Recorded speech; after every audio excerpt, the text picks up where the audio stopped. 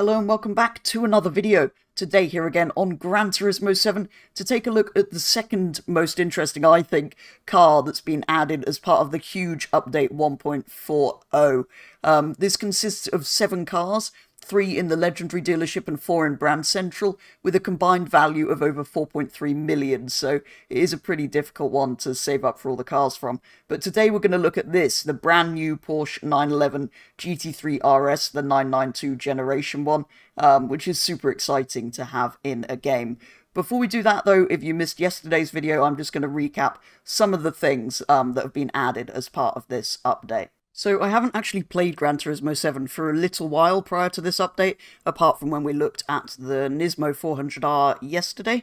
So there are a few new things in this update, which is particularly a big one, but also a few things from the previous one that I've missed. For example, down here in multiplayer, there's the paddock feature, which I discovered yesterday didn't seem to work properly, and also split screen racing, which is a feature that I love to see back in racing games. We don't get enough of that in them these days.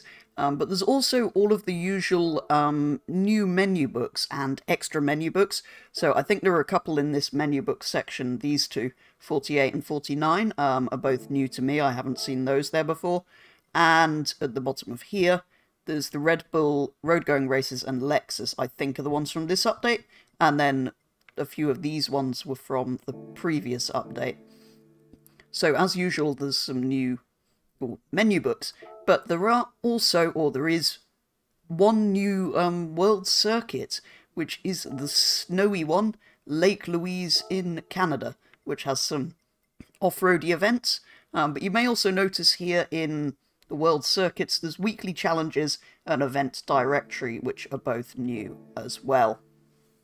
Today, though, focusing on the 911 GT3 RS, the brand new one from 2022, which is available from Brand Central for 340,000 credits, in a selection of, well, mostly greys and blacks, but also a rather nice blue, red, and yellow. So I think I'm actually going to go for the yellow. So then, this brand new 992 generation of the GT3 RS is the latest, fastest, round a track at least, and maddest Beetle on sale ever, which is why we've brought it here to the Nordschleife Tourist layout for my first drive. This car puts out 519 horsepower and weighs 1,450 kilos, which sounds like a decent power output, but apparently it's less than 5 horsepower increase over the previous generation GT3 RS, so it's not quite as much as you might expect, but it still revs to 9,000 RPM, which was absolutely incredible driving it around here. The swan neck rear wing carries over from the GT3 of this generation, but on the RS it has DRS, which I thought was our weekly Doge Racing series, but apparently it's an F1 technology that reduces drag on your rear wing on straights, so it has that. That's not all though, as you can see. When asked how much aero this new car should have, Porsche obviously decided the answer was yes. Look at all of the venti and sticky outy bits everywhere. You can tell that this thing is going to be a brilliant track car, which it was, to be fair to it, but despite its best efforts, to me it is still a Porsche 911, which I don't find terribly interesting. Although if you are going to have the 911, GT3 RS is obviously the one to have, and I have to say, driving it round here, it really was incredible.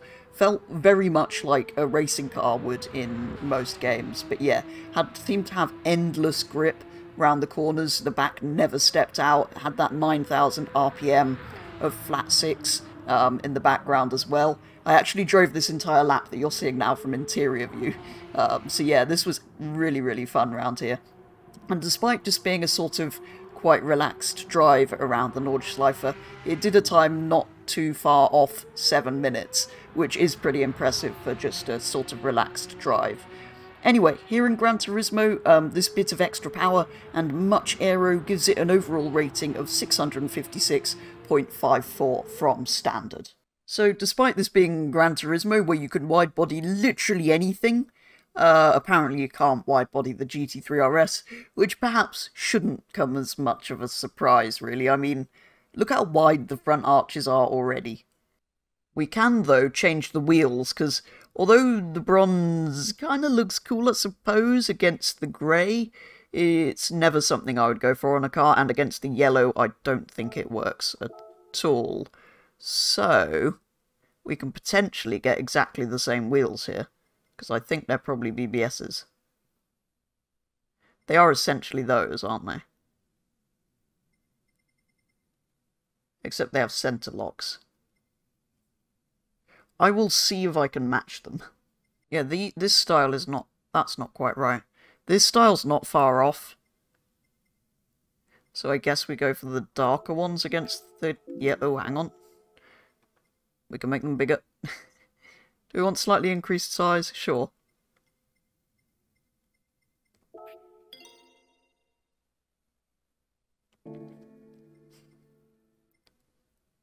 Interestingly, there are no custom parts for this. There are, however, racing items, so we could put some bonnet pins on. Don't think that's really necessary. Or a tow hook. Which, again, just advertises the fact you can have a crash, really, doesn't it? I will, though, make those even cooler than they already are. And probably remove the plate. So let's go Type B is like the normal shape, so we'll go Type B, rear only. Much better. Which then brings us to paint colours. And just like the Nismo 400R that we took a look at yesterday, the problem here on Gran Turismo is if you paint your car in this lovely roof magenta colour, or roof strawberry, or ruby star even, you get rid of the cool GT3 RS graphics down the side of the car, and the carbon on the bonnety bit. So it's kind of a shame, as cool as that looks, because you'd then have to go in and re-graphics all of the graphics. Which I think are kind of part of this car's character. So let's not do that.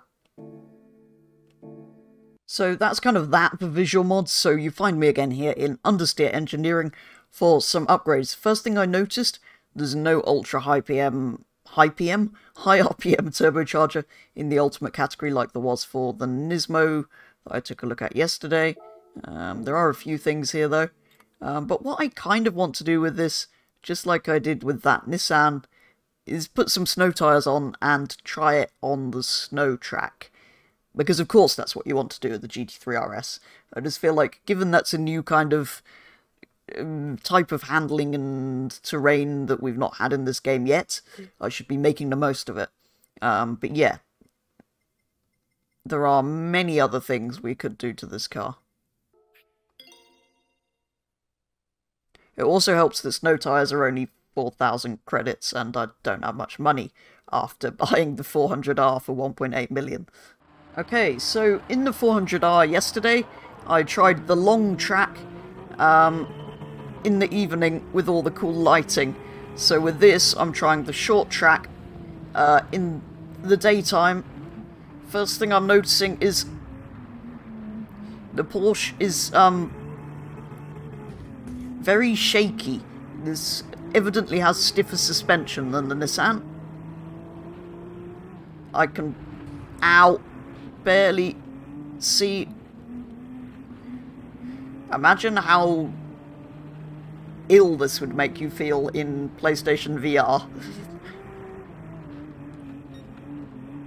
Just as well I'm not using that.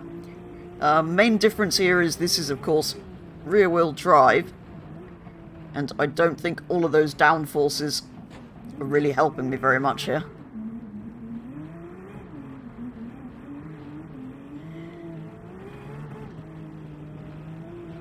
Speed and power.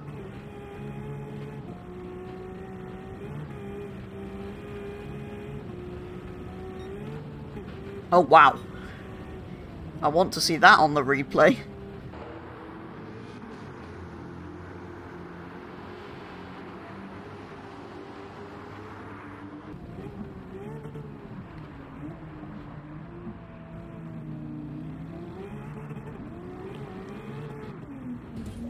Ah!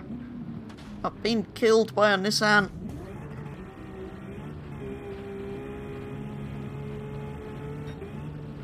Whoa!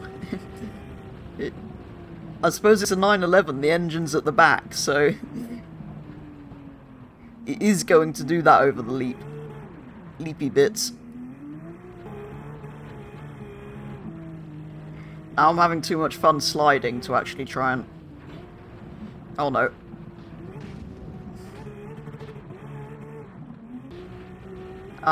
Well, it looks like I'm not even gonna win this one. But, so much fun driving on this. Oh, there it goes again. Snow and ice. So now that we've had our fun with ice racing, I wanted to make this car kind of more usable for something, because it probably is going to be reasonably good for racing, being a Porsche GT3 RS. So all that I've done is put it on racing mediums and given it a fully customizable computer, which puts it a bit over 700, but I'm now going to use that computer to tune it back a bit, and then that allows us to enter Clubman Cup Plus events and some of the German series as well. So potentially it could be useful for some campaign races. Unfortunately though, bringing it down to 96 puts it at just over 700, and putting it at 95 brings us down to 698.5, where we can be at 698.98 with the normal ECU. So let's just put the normal ECU back in, forget that.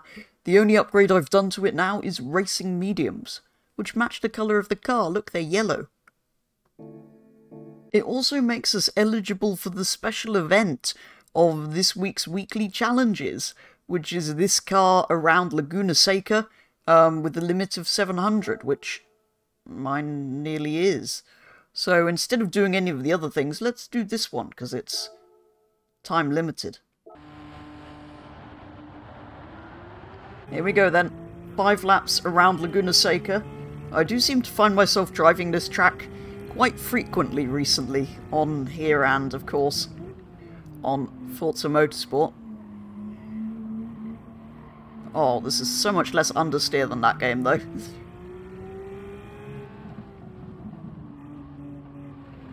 Oh.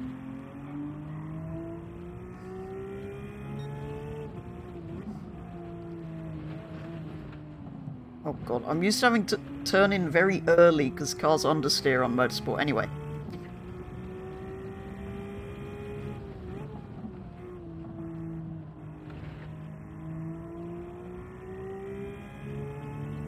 Oh, I was wondering how to activate DRS. I think it's opening automatically. When DRS, you can see down there, shows, like, lights up. I think that means our wing is open, making us as fast as a Red Bull down the straights. Oh no.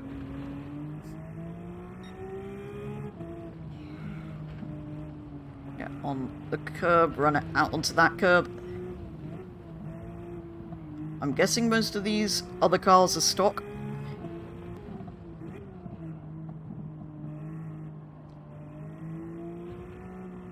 And what really amazes me with this car is how well it turns into the corners. Not just because I'm playing this and I have been playing Forza that kind of doesn't do that, but even compared to the 400R that we took a look at in yesterday's video. 400R was, of course, all-wheel drive, though. I think we might have the run on these two up the hill.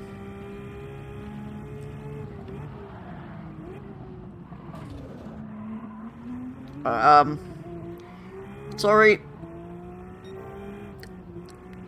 Was not the intended outcome of that.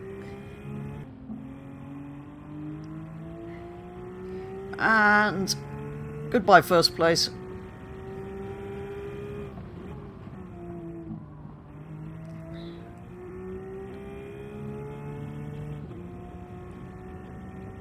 That view under the wing. It's even more impressive than under the aftermarket wing that I put on the Nissan. Which means I've got the final lap just to enjoy a GT3 RS around Laguna Seca.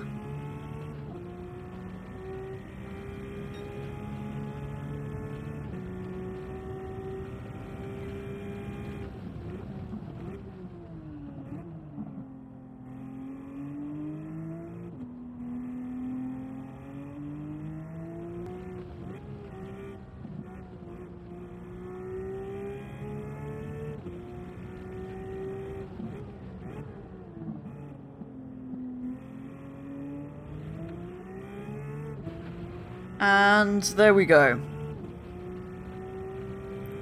Brilliant, brilliant thing to drive that, though.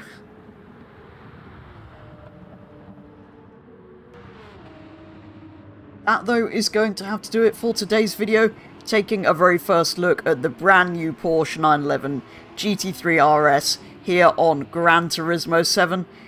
Brilliant, brilliant thing to drive. Looks fantastic in the yellow colour, and it's actually really good to see a car quite so new in this game already. There's a curb there. I just kind of hope it comes to Forza and some games like that soon, because this would be a brilliant contender for our weekly racing series. Anyway, yeah, super fun thing to drive. I do still find that's almost the problem with Porsches. They're so good that they're just a bit boring. I mean, it does look pretty insane, but yeah, I still just find the 911 a little bit boring in general. But like I say, brilliant, brilliant thing to drive, so do really recommend going and getting this one in Gran Turismo 7. So much cheaper than the 400R that we looked at yesterday as well, but that still has to be my favourite car from this update. But yeah, fun to take this thing on the snow and ice, super successful to race it here, so I probably will use it more in the campaign. It's going to be good to help us win some events. In terms of upgrades, there's not really that much. No customization to speak of, but yeah, all in all, a good driving car that will be great for completing some events. That, though, is going to be all for today's video, so thank you very much for watching, and I'll be back with the next one very soon.